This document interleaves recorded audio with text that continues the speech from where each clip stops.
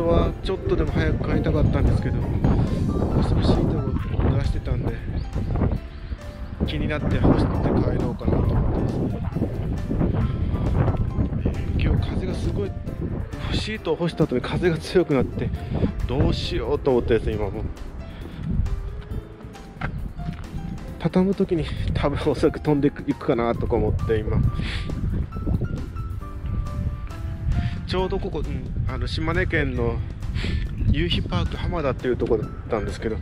ちょうどこう階段状になってたんでシート干しやすいし転がせばいいだけだったんで転がしたんですけど、よく考えてこれまた引き上げないといけないですよ、畳むためには。後のこと全く考えずやってるからとバカチンやなと思って。で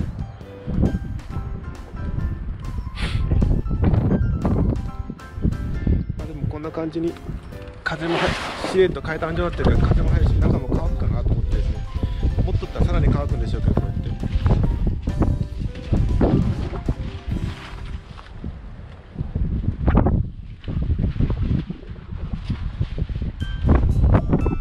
もこうシート乾かさないと次使い物全くなんないからですね。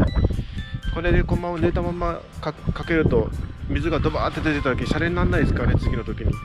と思ってずっと気になってたんで、もう今日干して帰ろうと思って、本当は早くお家に帰りたいんですけど全く帰れない状態ですね。でもこれも仕方ないですよね、仕事のためだから自分の仕事を責任持ってしないといけないということもあるんで。